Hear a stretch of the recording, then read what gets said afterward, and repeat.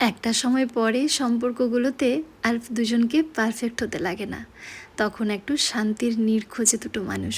তারপর শুরু হয়তো দুজনের প্রতি যত্নশীল হওয়া, আর সর্বশেষে একটা এমন মায়ার জালে আটকে যায় যে জাল থেকে জীবনের শেষ দিন অবধি ওই দুটো মানুষ আটকে পড়ে থাকে। এর নামই সংসার। আর এই সংসারের মধ্যে আছে অসংখ্য রঙিন মঞ্চ, যে মঞ্চে আমরা রোজ হেসে খেলে কেঁদে তারপর অতিক্রম করি আমাদের লম্বা একটা জার্নিকে। এই মায়াতেই আটকে গেছি জানো তো। কালকে রাত্রে না অভিকে অনেক রিকোয়েস্ট করেছি, সকালের ব্রেকফাস্টটা আজকে তোমাকে বাড়ি থেকেই নিয়ে যেতে হবে। ওই সকাল মর্নিং শিফটে বেরিয়ে যাচ্ছে সকাল 6:30টার সময়, আর বাইরের খাবারটা না ও খাচ্ছে না, কারণ সকালটা এমন একটা বিজি শিডিউল পড়ে যাচ্ছে, ওর খাবার খাওয়ার আজকাল টাইম হচ্ছে না, তাই সকালটা না ও স্কিপ করে যাচ্ছে। আর এটা যেহেতু শরীরের পক্ষে ভালো না, ওকে আমি কালকে খুব জোর করে ভাবলাম তুমি আজকে টিফিনটা নিয়েই যাবে, বাড়ি থেকে দিলে তো অবশ্যই সেটা খেয়ে নেবে। ওর জন্য উপমা আর ঘুগনি বানিয়ে দিয়েছিলাম।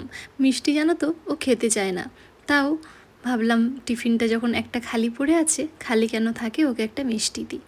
এই তো তারপরে ও স্নানে গেল আর আমি ওর টিফিনগুলো সব গুছিয়ে গাছিয়ে দিলাম। একটু যদি গুছিয়ে না দিই, ওই যাওয়ার তাড়াহুড়োতে না এটা সেটা কত কী যে ভুলে যায়, মাঝে মধ্যে তো টিফিনটা নিতেই ও সব থেকে বেশি ভুলে যায়। চলো ওর কাজ সব কমপ্লিট করে দিয়ে, আর দেখছো আজকাল না মেয়ে ওর বাবাকে না অফিস কিছুতেই যেতে দেয় না, কি জানি কীভাবে, আর আমার ধারে কাছে একদম ঘেঁচতে দেয় না। এই যে দেখছো কীভাবে আমায় সরিয়ে দিচ্ছে ওর বাবার থেকে, আর এই ছোট্ট মানুষটা সারাদিন আমাকে ঘিরেই কিন্তু কত হাসি মজাক করে একাই থাকে।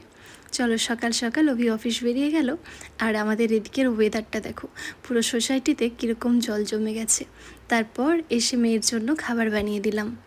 আর এত সকালে যখন আজ অভি অফিস গেছিলো, আমার স্নান কিছুই হয়নি, আর এরকমভাবে না আমি স্নান করতে যাই, ওই ল্যাপটপে ওকে একটা গান চালিয়ে দিয়ে যাই, আর এর হাতে একটু মুড়ি দিয়ে যাই, যাতে ওর অ্যাটেনশনটা ওদিকেই থাকে।